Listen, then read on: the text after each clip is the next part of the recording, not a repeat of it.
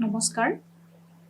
In this session, I am going to discuss the basic philosophical ideas in the Vedas, part 2.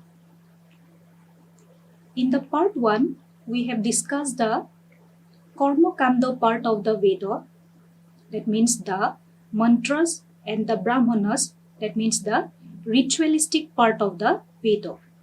Now, in this session, I am going to discuss the Jnana Kanda, that means the Aranyakas and Upanishadic part of the Veda. The Upanishads consist of a very important part of the Veda, as I have already told. That means the main teaching of the Veda lies in the Upanishad. Now, I'll start with the Jnana Kanda. The Jnana Kanda is placed at the end of the Veda and it is the final object of their teachings. In the Vedas, though knowledge of Karma Kanda is imparted to all, but the knowledge of Jnana Kanda is imparted to only some selected few who can prove himself to be worthy of attaining such knowledge.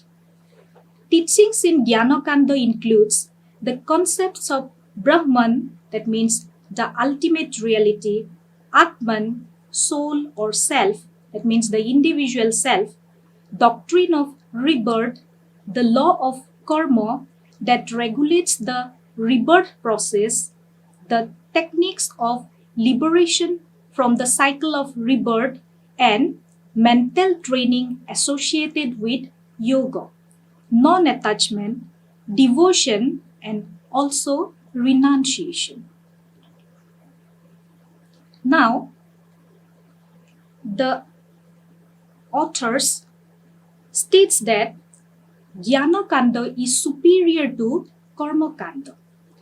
In the Vedic philosophy book written by Har Narayan, he states that, I quote the words of his, the Karma Kanda and Upasana Kanda were taught to all the twice-born classes in the course of their study, and these they were enjoined to perform all through their lives until they acquired knowledge of the soul, Atma, preached in the Upanishads.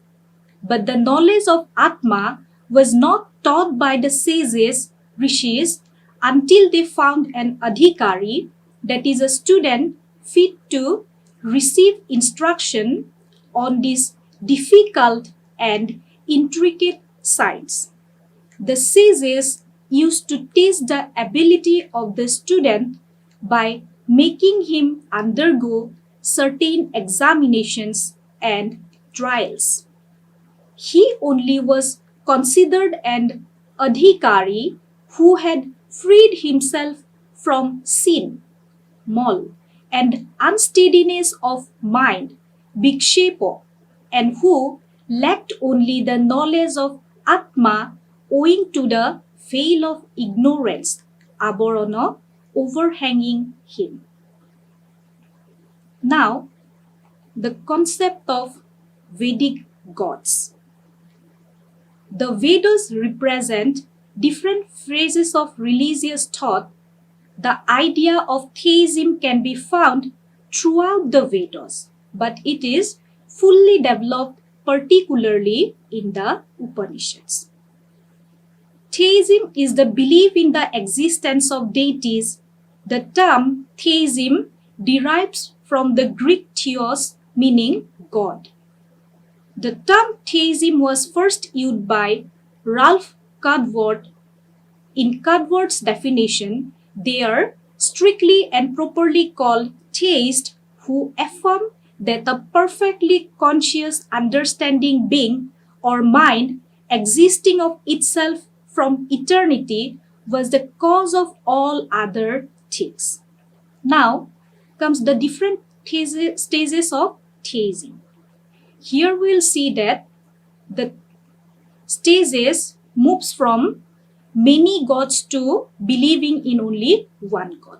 So the first stage is polytheism, that means believe in many gods.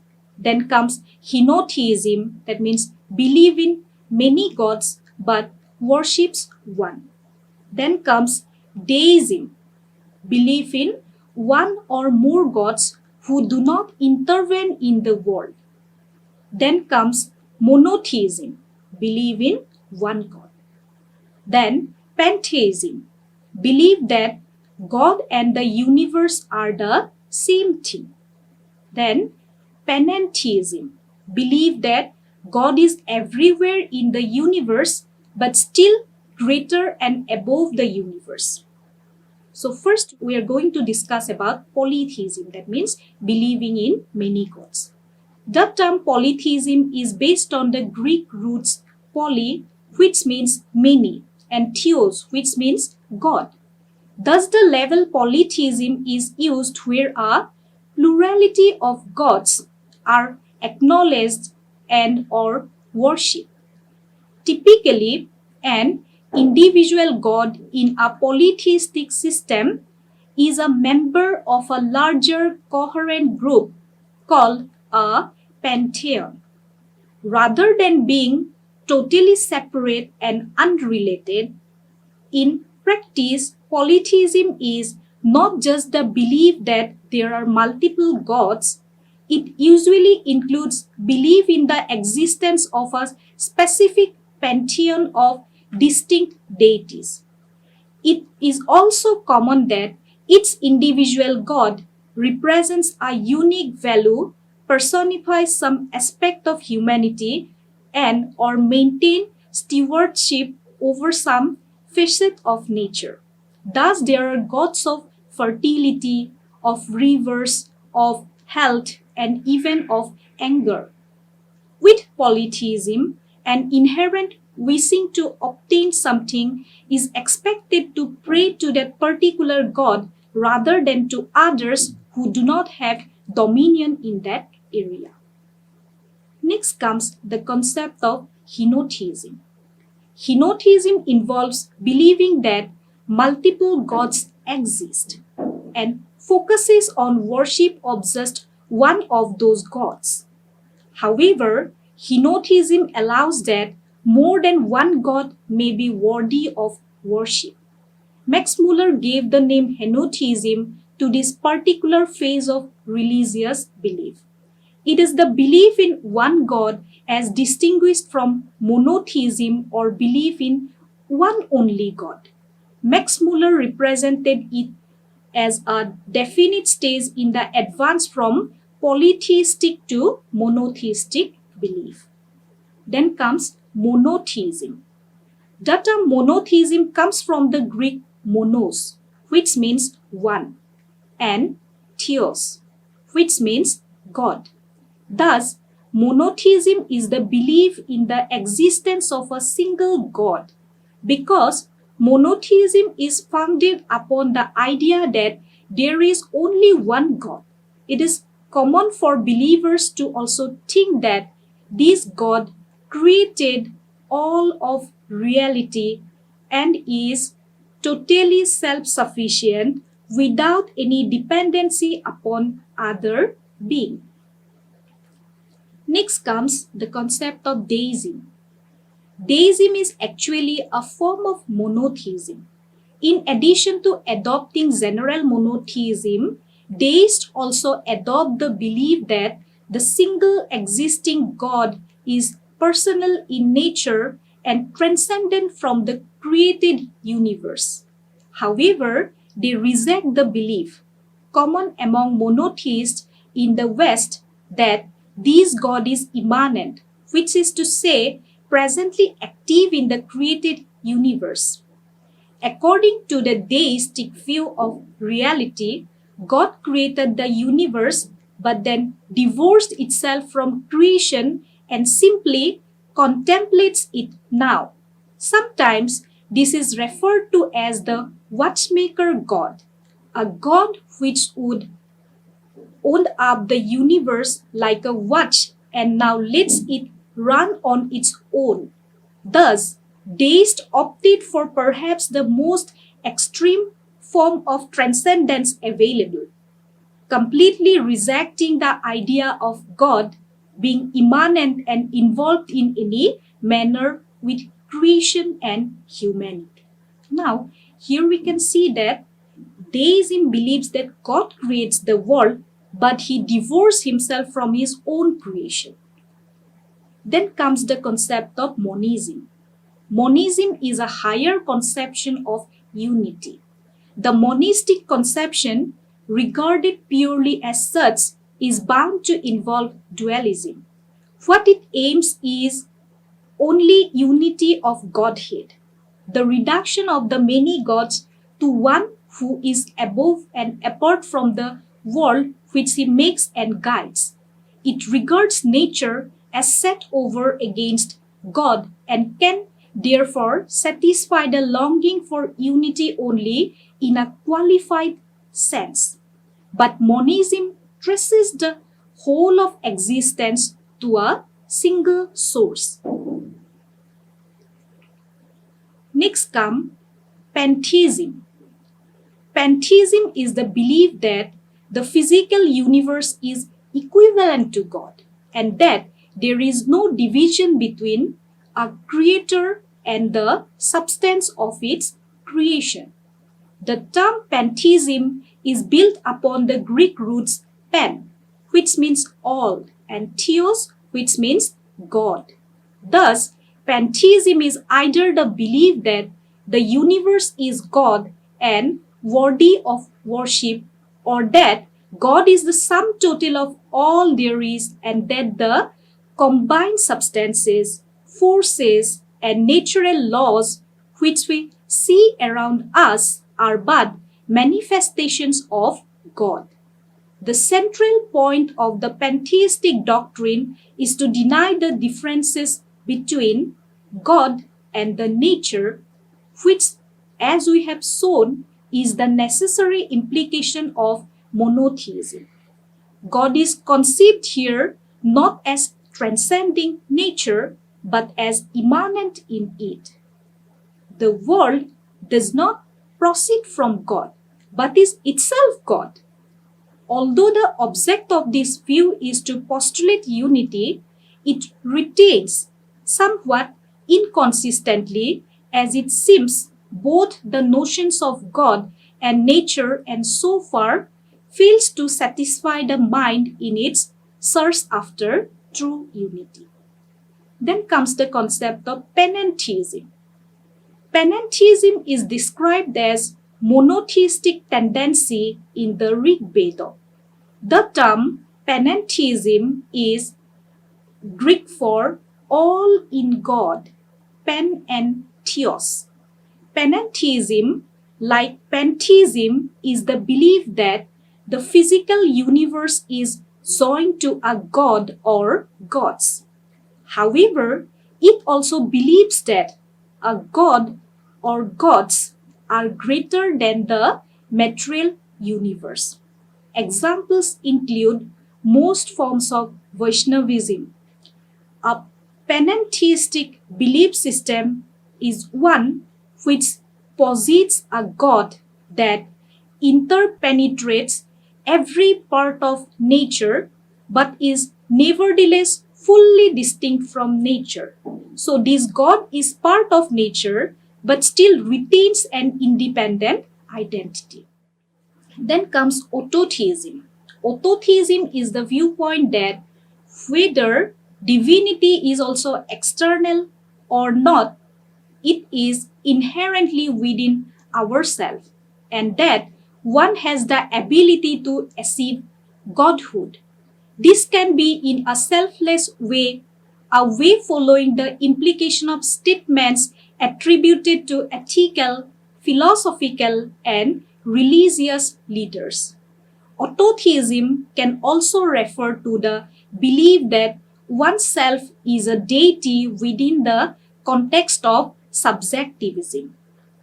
So here we find the way to upgrade ourselves to Godhead in the concept of autotheism. That means we can also reach nearer to God through different ways, by adopting religious ways or by adopting good deeds and etc.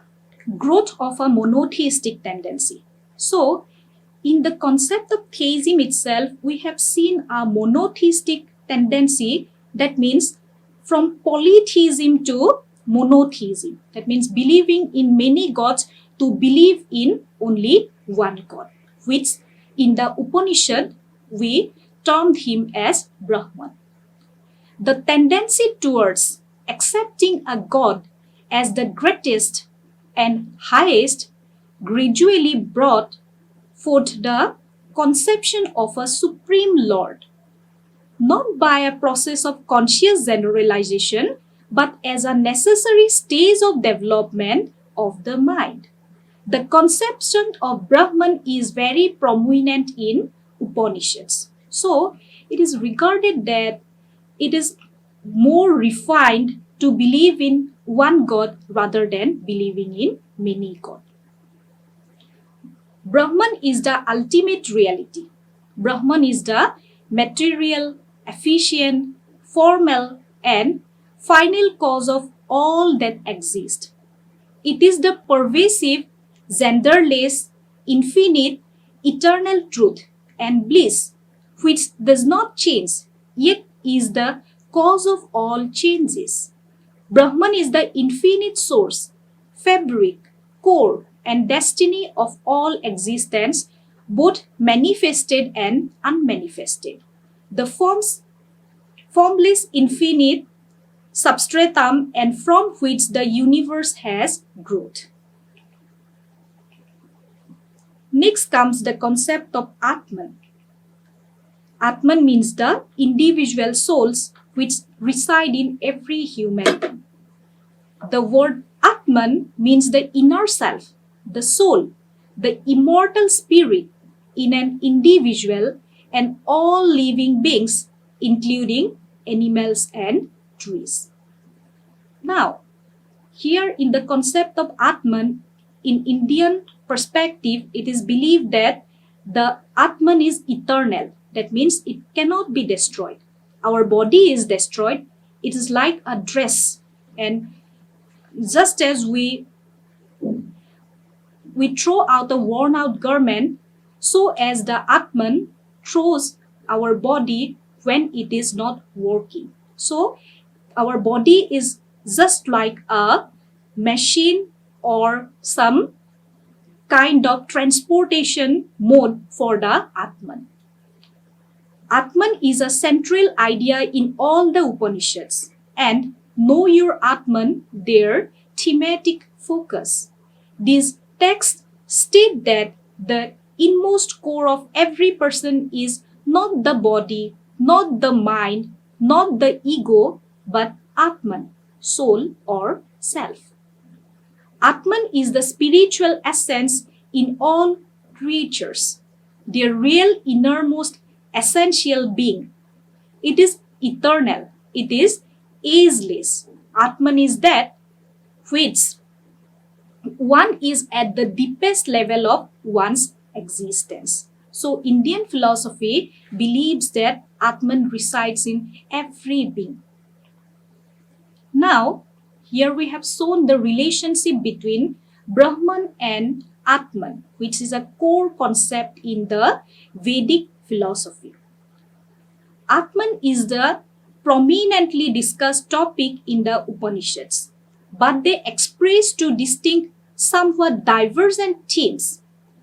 Later Upanishads state that Brahman, highest reality, universal principle, being consciousness bliss, is identical with Atman, while earlier Upanishads state Atman is part of Brahman but not identical. According to Koehler, the Brahma Sutras state that Atman and Brahman are different in some respects, particularly during the state of ignorance. But at the deepest level and in the state of self-realization, Atman and Brahman are identical, not different. This ancient debate followed into various dual, non-dual theories in Hinduism. So there is a debate regarding where Brahman and Atman are totally separate, or the Atman is part of Brahman, or are identical to Brahman. So we find different schools in Vedanta philosophy regarding this. The schools of Vedanta are named after the relation they see between Atman and Brahman. According to Advaita Vedanta, there is no difference between Brahman and Atman. Both are identical, and our goal is to merge to Brahman. According to Vishishta Dvaita, the Jivatma is a part of Brahman and hence is similar but not identical. According to Dvaita, all individual souls, Jivatma and matter, as eternal and mutually separate entities. So here we find the distinction among different schools regarding the relationship between Brahman and Atman.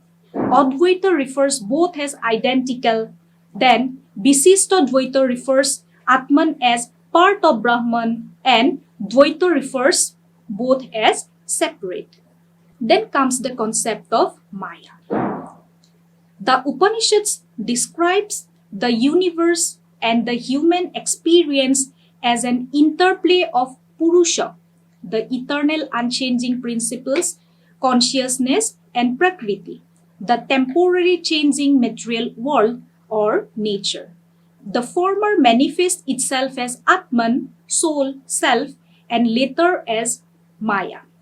Now, the concept of Purusha and Prakriti we find in one of the orthodox systems of Indian philosophy, that is Sankhya.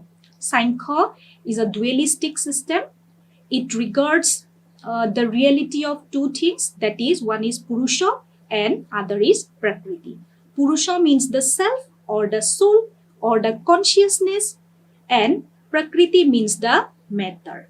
And both unitedly creates the whole universe. The Upanishads refer to the knowledge of Atman as true knowledge, Vidya, and knowledge of Maya as not true knowledge, Avidya, lack of awareness, lack of knowledge. To say that universe is an illusion, Maya, is not to say that it is unreal. It is to say instead that it is not what it seems to be. In Vedanta, we find the verse Brahmacharya Jagat Mithya. That means Brahman is only real and the whole world is unreal. That means creation of Maya. Next comes the concept of yoga. The concept of yoga is also a prominent point in Vedic philosophy because yoga shows us some paths by which we can attain the ultimate goal of Vedic philosophy, that is liberation. The word yoga comes from the root yug, which means to join, and its root meaning is the state of union, combination, addition, or coexistence, or staying together. That means we should join our individual soul with the supreme soul, which is beyond or absolute. That is yoga. Yoga is the union of the finite soul with God. Yoga is the means by which the mind is controlled. It can be deduced from the meaning of yoga that it asks one to see or perceive the whole world or everything of this world as one and become one with the supreme indestructible. Yoga means the selfless devotion of all the inner as well as the outer activities as a sacrifice to the Lord of all works, offered to the eternal as master of all the soul's energies and austerities. Actions performed in the path of yoga saves one from great fear, from the fear of samsara, of birth and rebirth. Now, the concept of yoga, it means many things. It means to join our individual soul with the supreme soul, that is yoga, and we can do it through meditation. Yoga means by which we control our mind. mental control. And we can also do it through meditation or when we do our day-to-day work. And in the Gita also there are different paths to perform yoga. Those are Karma Yoga, Jnana Yoga and Bhakti Yoga. These are different kinds of yoga by which we can attain salvation or liberation. Karma Yoga, that means we can attain liberation or perform yoga through our work. Jnana Yoga, that means through knowledge, by attaining knowledge. And lastly, Bhakti Yoga, that means through devotion to God. Last comes the concept of moksha. Moksha means the ultimate goal of Indian philosophy as well as the Vedic philosophy. Yoga is necessary for acquiring the state of moksha. Actions performed in the path of yoga leads to moksha. In the Upanishad, it is stated that salvation is attained by the purification of the heart resulting from the performance of work done with the notion that these are all for the sake of the Lord and dedicated to Him. Works done in the spirit do not bind the soul and leads to moksha. So, moksha is the last goal or ultimate goal of Vedic philosophy. Thank you.